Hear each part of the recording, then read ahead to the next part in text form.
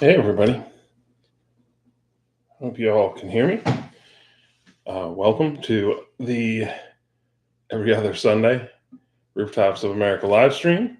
Thanks for being here tonight, even though it wasn't last Sunday, but pumped it out a week for Labor Day. And I hope everybody had a good Labor Day weekend. Um, Tonight, I am joined by this Rockport Brewing Oars Across beer that I picked up in Salem. Some really cool can art on this. And it actually it's part of their heritage series. So there's a little story about the respective oars on the can. Um, but nice golden. The history nerd in me always appreciates when breweries go and look back in for the old recipes. Um, Especially like in American brewing, there's such a distinct line between pre-prohibition and then afterwards. And so it's really cool to see when they do go back and they brew those styles from like the 19th century and that. So, hi Eric, hi Pretzel. Hope you guys are doing great. Thanks for being here tonight. So let's get caught up. Um, since the last time I spoke to you was in August, so I hope, like I said, I hope everybody had a great. Hey Bill, thanks for being here. I hope everybody had a great Labor Day weekend. We actually spent ours up in Boston. Um, Excuse me, no high pointing. Um, but we did do some of the Freedom Trail, which was really cool. And there was I guess you'd call it a high point related thing when they were talking about Beacon Hill. And it was fascinating to me because, like, on Beacon Hill now sits the new State House, which really isn't that new. It's like 200 years old. But Beacon Hill literally used to be like the height of the current building. Like it was so much higher, except they took and they basically leveled that whole area to use as fill to like expand the livable area for Boston. So that was like this really cool fact. I was like, wow, that is incredible because that's a lot of dirt. That was a lot of earth to move. Um, but still, really, it was really Boston was fun. It had been probably wow 20 years, maybe more, 30 years. It's been a long time since I've actually been in Boston proper. So, but yeah, so it was really cool.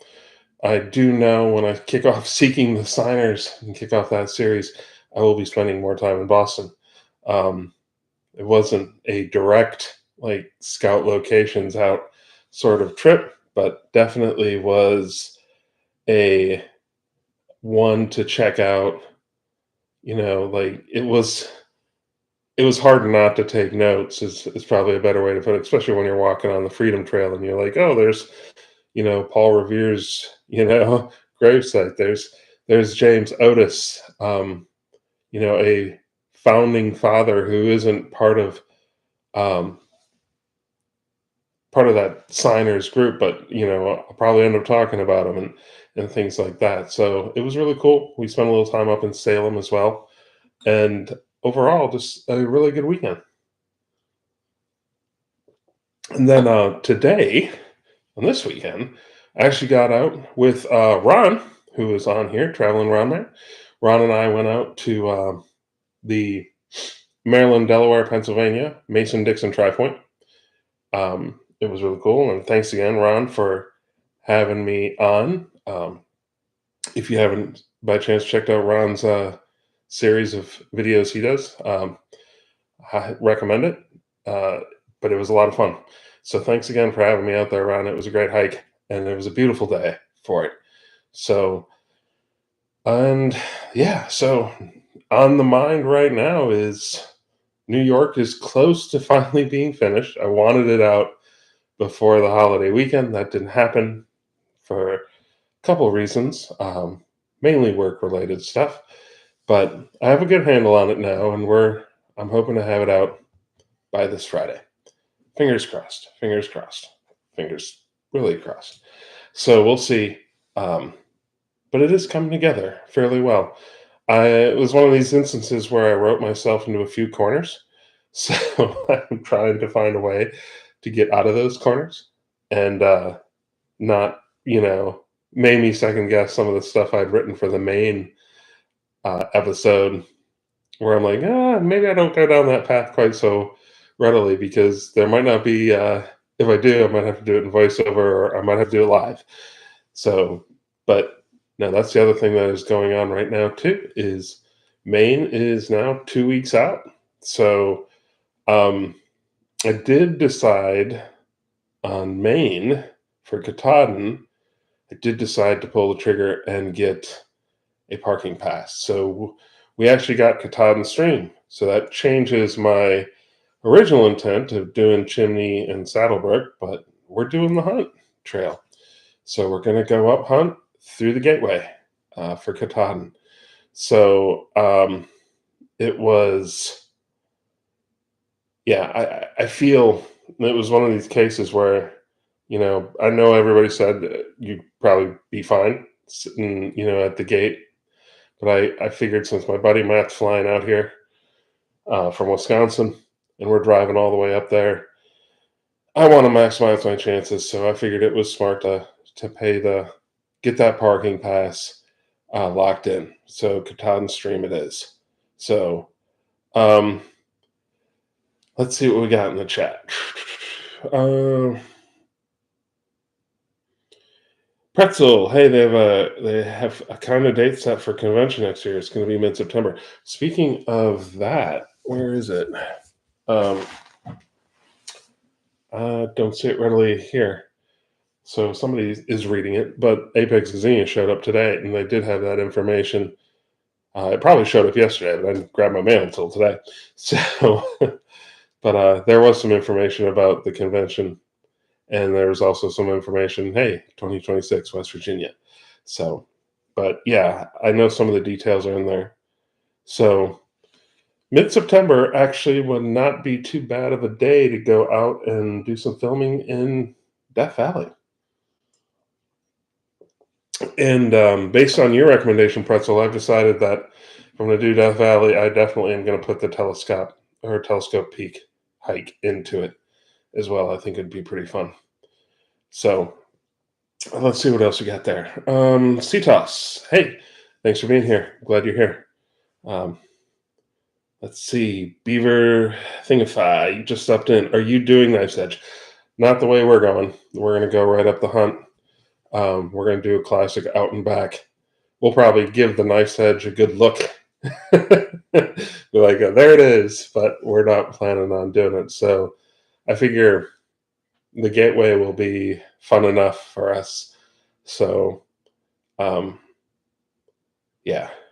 Nicholas went up Mount Jacques Cartier this week, highest point of the Appalachian Mountains in Canada. That's awesome. That's really cool. What's the elevation for Monsieur Cartier? Mont Monsieur Cartier. Eric, I did Bora last weekend. Very steep, constant slog. Chicken Out Ridge was a lot of nothing, and I have a fear of heights, and that was never triggered. Well, that's really good to know. I've heard I've heard a variety of things about Chicken Out Ridge. I've definitely heard the fact that it's overrated. I've heard that depending on the snowfall, that it can be underrated. But I'm assuming when you did it, Eric, if some of the other trip reports I was seeing that there was probably no snow on Bora. So um, that's interesting to know because that one's on the docket for next year for sure. So I definitely have heard. I skirted the side of Chicken Nut Ridge, was very easy, no snow. Nice. I've heard um, like it literally is 5 miles of just up. So it would be um, Yeah, that's the one I'm thinking. So let's see. If you do that trip, would you be able to do that trip with me? My perspective would be um, Death Valley, Boundary Peak, first and second. Not sure. Um, we could definitely figure something out for Death Valley because for me right now, there are two things I sort of want to bag in California for the series for Rooftops of America. One is that Death Valley, the lowest point. So that would be very open to that. Um, and the other one I want to do is, I think it's Mount Lincoln's highest point in the city of Los Angeles. I figure if I'm going to do the boroughs of New York, I should pick up LA as well. Um, so I also want to do Grapevine Peak. That's the highest point of the Nevada Triangle section. Oh, very cool. Very cool. So definitely we should talk it out, see what we can figure out for those plans. Um, and Nicholas, 4,160 feet for Mont Monsieur Jacques Cartier. Um, that's really cool. I'm assuming that's right over in New Brunswick. Like you just keep going and it's in that little section. That would be my assumption. So I'd really be curious on how the hike was, how the trail was in general.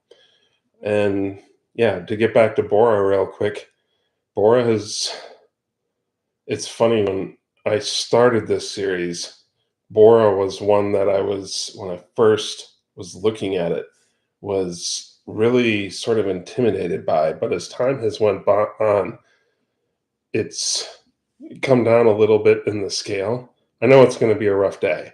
Like I know it's going to be a huge day, and I know it's a constant, grind. But it's not as it's not nearly as intimidating as it was probably about 3, 4 years ago when I'd be like, "Oh my God, Bora's going to be crazy." So, but speaking of crazy high point news, I don't know if y'all have seen this, but I don't know if Archie is on yet. But Archie sent me a link this morning, or this noon. Hold on, I'll bring it up. About everybody's favorite Northwest peak, Mount Rainier, and the fact that it's um, Columbia Crest is not necessarily the highest point on top of that peak anymore. And in fact, has melted down 21 feet over the past couple decades. So now the new high point is over on the southwest um, side of it, not too far away. So, but that was really fascinating. It also dropped the elevation down. This isn't official yet. The state hasn't really judged or put in, but they're talking. It's no longer 14.4. It's like 14.3 and some change. So 14,399, I think, something like that, which is pretty incredible. Mount Rainier has that year-round snowpack, and it will be fascinating to see what happens over the next 10 years if trends continue and that melt-off continues. So that would change that whole dynamic, that mountain, um, and how you'd approach it and how you'd climb it. So, and then let's see. Um, but yeah, so right now, getting ready for Maine. We're gonna doing the Airbnb in Millinocket. Actually, not quite, a little bit out. It's been an interesting thing to write. It's a really fascinating area, and Katahdin itself is a fascinating mountain. So it has been a really. It's different. Like it is really. I'm really looking forward to going.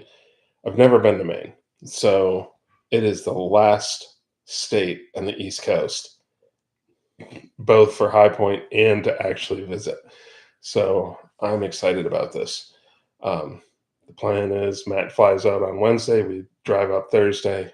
We hike Friday, um, film on Saturday, come back late that night. back to Philly, and he flies out on um, Sunday. So it's going to be um, lot of stuff to do in the course of 5 days, but I think it's going to be a great trip. I'm really excited for it, and it's like I said, Maine.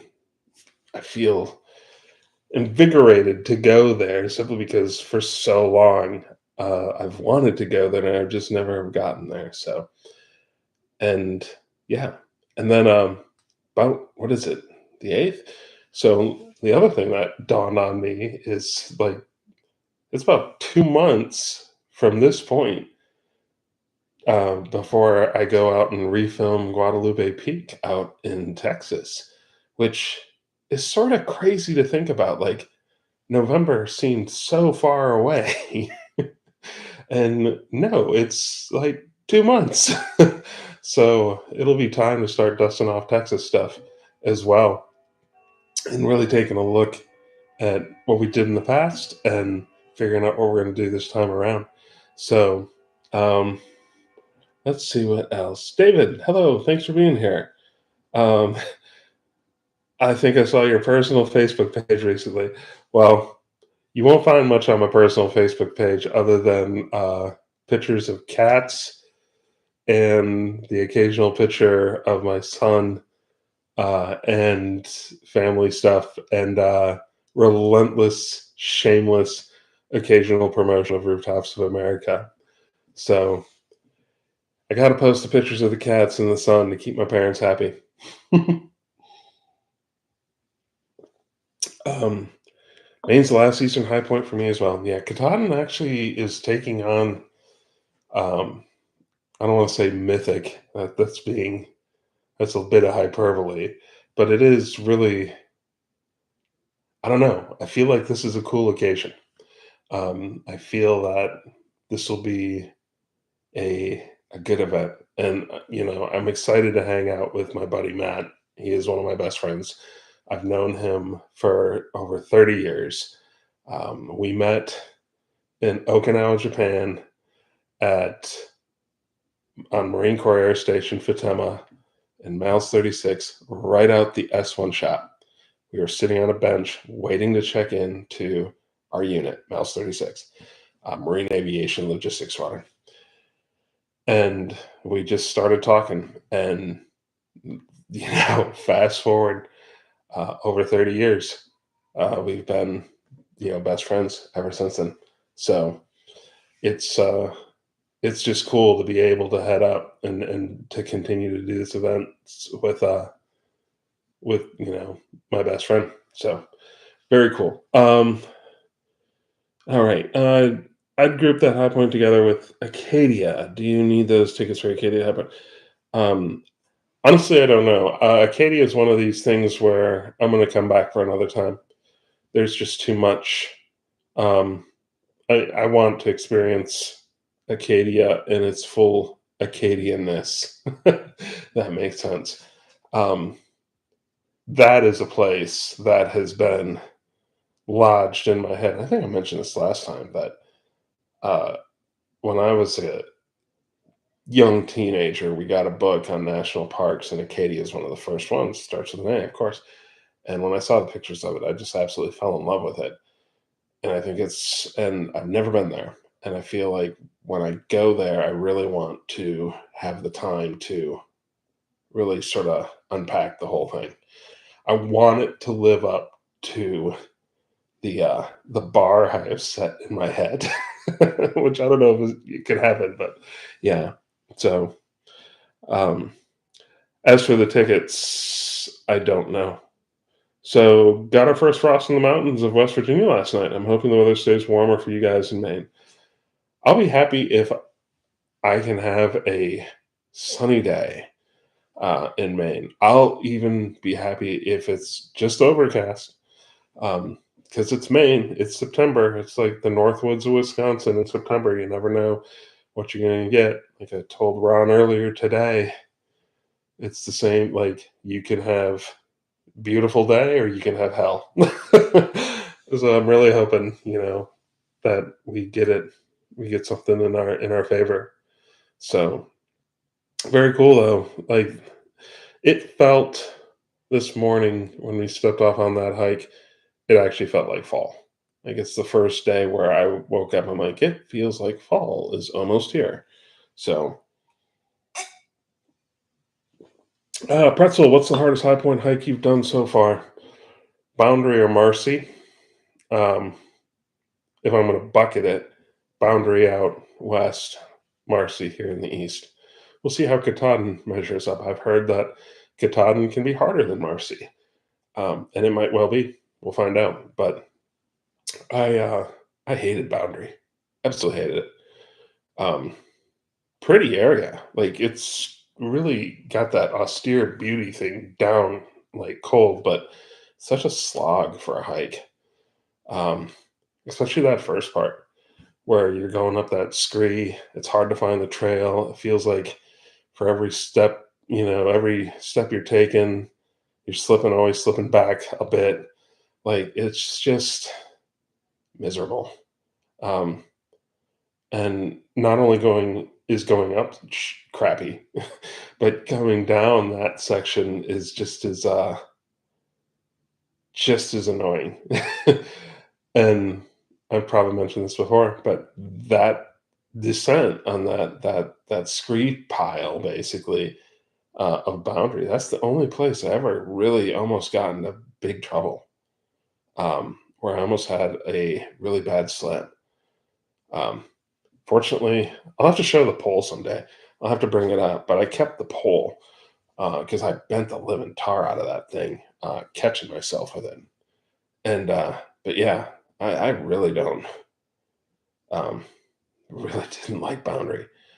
I have no intention. Like I've gone back to a lot of high points. I'd like to go back to others too. Like I'm really looking forward to going back to Guadalupe Peak.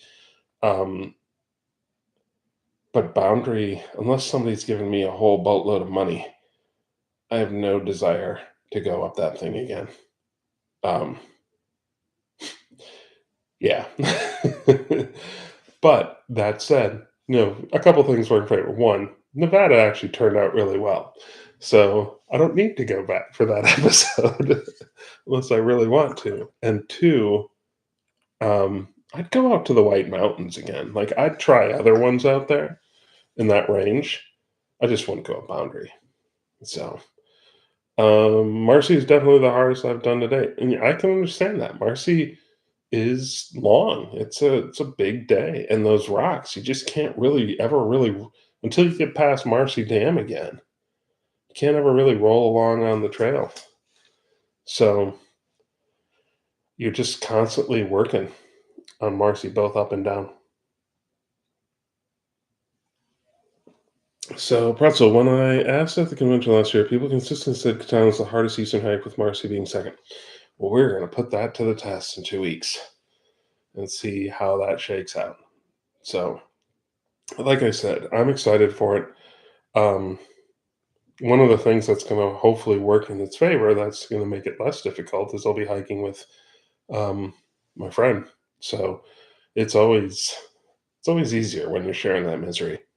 So, how many subs views before you quit your 9 to 5 and become a full time YouTuber?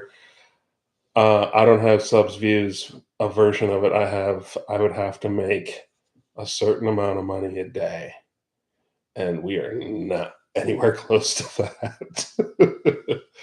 um, a couple things are going to have to happen before I do full time.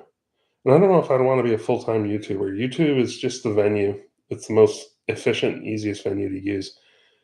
Um, if I was going to become a full time filmmaker, full time documentarian, I'd like to sell a series or two. And because that's always the hardest. It's sort of like getting in the federal government. Once you're in, it's easy to stay in. Whereas here it's the same thing. Once you created something and get somebody to buy it, then you're a proven commodity, and they'll go back and buy more stuff from you. So it's um, it would require. I'd have to make, considering like I'd need a lot. I would need a lot. I'd have to actually sit down and figure out um, what it would probably take, but it's going to be a whole lot more than what I got right now. So that's part of the reason why the next two series are coming out are both going to be a little bit different, is to broaden an audience. And there's still things I really like and I think are fun and interesting, um, that have, they check the boxes I like, both with like big history stuff or cultural stuff. So we'll see how that plays out.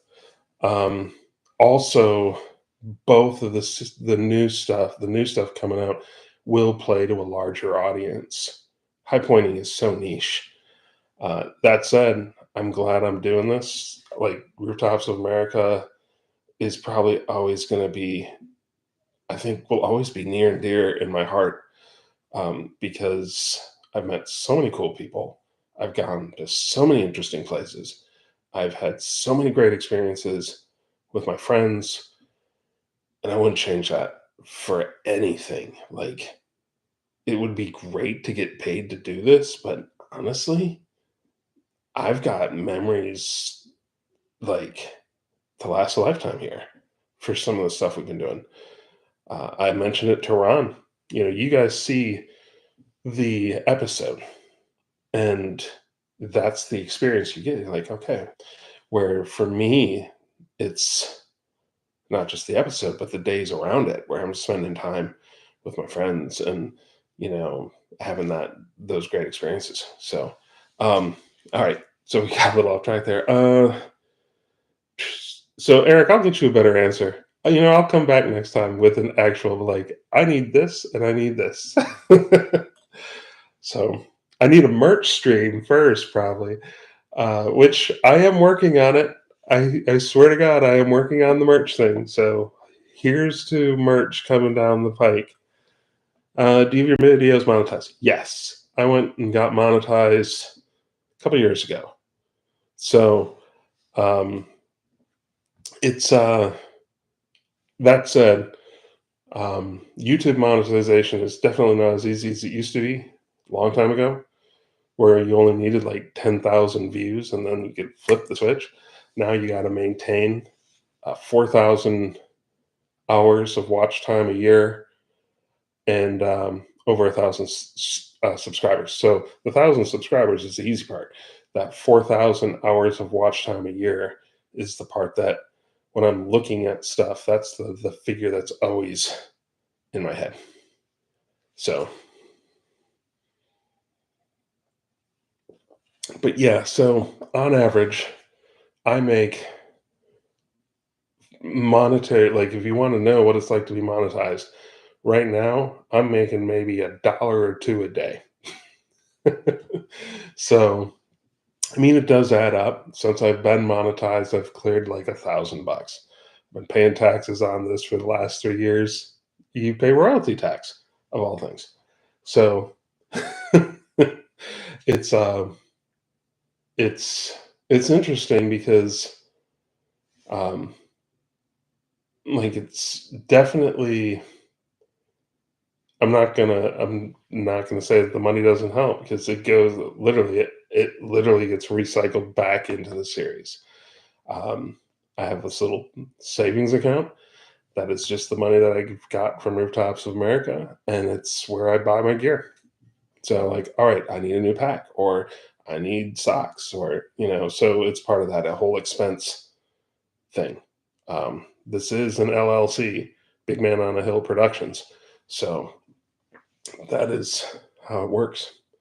So I would watch nothing other than there's other channels out there. I really do appreciate that though.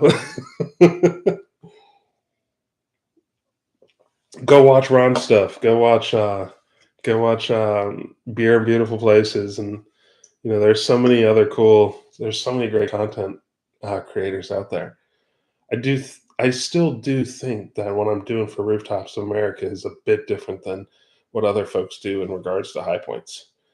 Um, I think I'm doing it more Ken Burns-ish, more full, like instead of just, hey, we're going to the mountain and we're going to climb it.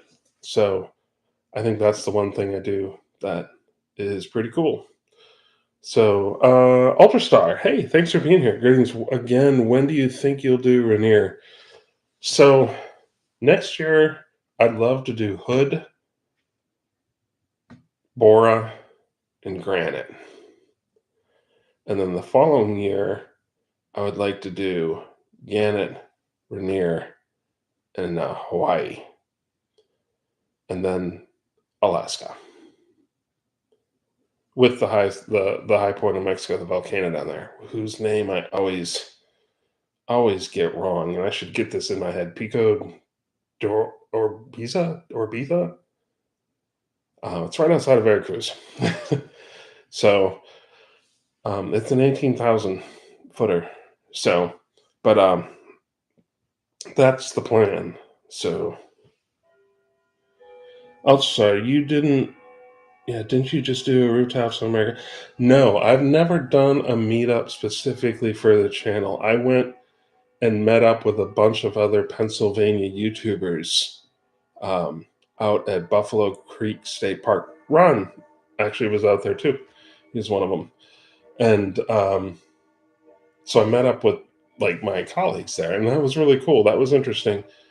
Um, it's There's some dedicated folks out there that are really doing great things with this, and like with really good content, and getting their voices out. And I think that's cool. But I've never had one specifically for, there it is, um, Pico de Orizaba, or I should probably learn how to say it correctly. Excuse me. So it was a really cool day to go out there, meet everybody, see how they do their work, see how they approach their stuff, and just talk shop. Um, Plus, Buffalo Creek State Park was actually really cool. So I'd like to get. It was a nice little park. So Eric, I'm hiking a 6 mile loop in Mount Rainier National Park in 2 weeks to do recon and go on a fun run. Have you ever been? I actually last October I had a business BRM conference, business relationship management conference that I went to for work in Portland. And the day the conference ended, and the next day, got up stupid early, went to the airport, got a rental because my flight wasn't going to be till 7 at night to fly back. I was taking a red eye back. And then I drove out to, is it Trillium Lake? I got out there at a pretty decent time. I flew the drone. I got some great footage, and I actually didn't hike, but I actually did a bunch of drone B-roll around Rainier that day, which was really cool. So, um, have not hit a single trail yet, but I did fly the hell out of that drone. I think I blew all 5 batteries too. And it was gorgeous. Like, it's a pretty place. So, like, Hood is. I'm sorry. You're talking about Rainier. I'm talking about Mount Hood. My mistake. No, I did Mount Hood. Mount Rainier, I've only seen from the plane. I've seen it like 3 times flying to Seattle or from Seattle, but I've never. Um, it is not. I haven't hiked it yet. So, my hiking in Washington State is limited to Olympic over on the peninsula there. Uh, Back in 2000, that was a long time ago. But we hiked up at the Hoh National Rainforest up there. Um, and where was the other place? There's another place too. Can't think of it off the top of my head. But it was really cool. Like, it's such a pretty area, that peninsula. But Rainier remains just a view out of a window so far. Sorry, I got all excited about Hood again because it was gorgeous. It was a beautiful, beautiful day. All right. Yeah, Pretzel, 18,490 feet.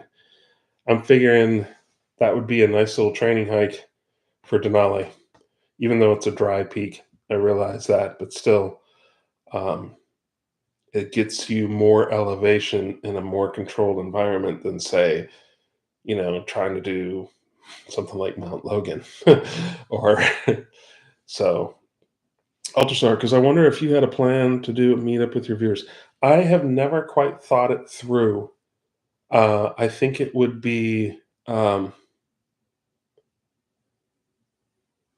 I think it'd be cool. I don't. I'd have to get a good. I have to figure out a central location or where it would be cool to do it. Um, I think maybe that would be something to consider. Definitely for next year. That sounds. That would be fun. I would like that. Anytime I've met folks on one-on-one, I've always really enjoyed it. But I'd like to meet the group in general. I think it would be cool. Um, I feel like if I do the convention, definitely in 2026, I'm committing myself to that now, the one in West Virginia, that I'll definitely meet folks there. But yeah, I'm gonna have to give that a consideration. So, Eric, we should all hike Agrahan together. A true motley crew, bunch of scallywags and rogues, the lot of us. Now that would be an expedition. My son actually asked me, um, as I was walking him to school on Friday, he's like, "So, Dad, is it gonna be Denali or is it gonna be the Northern Marianas as your finale?" And one, I was like, "Well, that's a hell of a question, sort of coming out of the blue." So, but he's been paying attention. But the other thing was, come to think of it, you know, it is sort of like both of them. Denali seems like it would be the natural finale because here it is. It's Denali. It's all 20,000 plus 20,309 feet, 310, whatever. And it's the number one.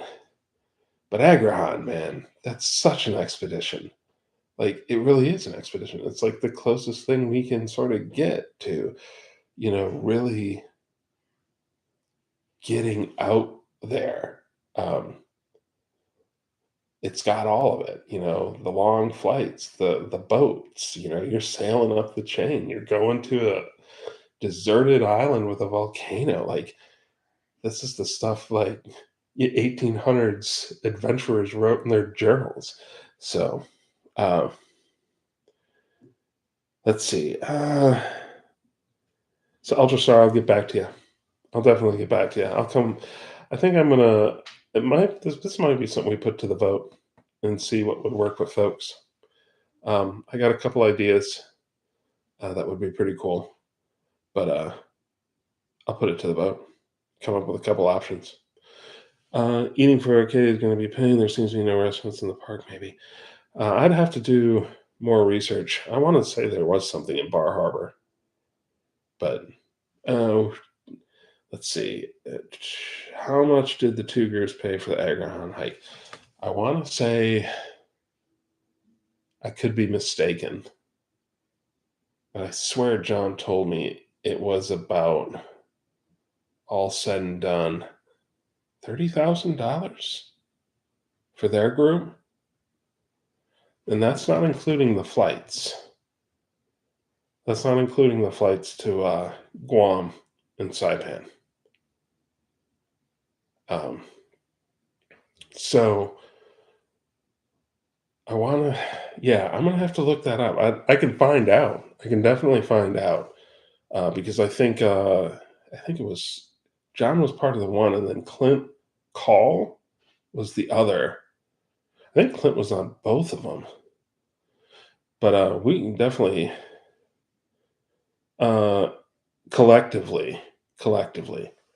So the most expensive thing, I remember John telling me this, the most expensive thing is chartering the boat. So, and then individually, the most expensive thing is getting to Saipan. Um, that flight's going to run you $4,000 if you can get a decent rate, maybe more. I definitely would pay for machete men. Yeah, I mean, we're gonna need them. We're gonna need them. Um, I don't know if we would need porters per se, because it is only it's only 3,000 some odd feet. So, um,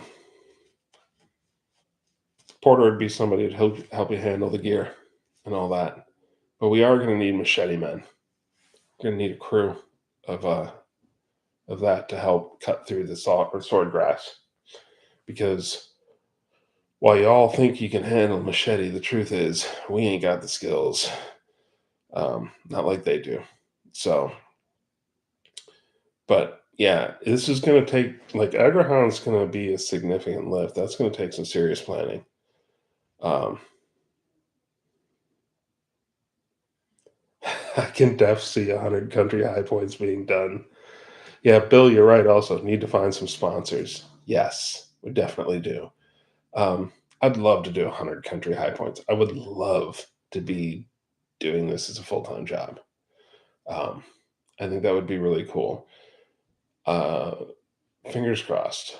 You never know. I need to do a better job of probably promoting it, selling it. I have enough material now, enough quality, long form content that I probably could put together at least a traditional season of episodes. And then, yeah, so I should actually take a moment and figure that out and go package it up and see if I can sell it. So, yeah, we've went all over the place. It is 9:12,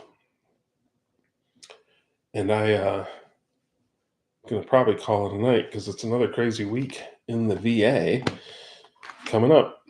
Um, what else do I got? That's it.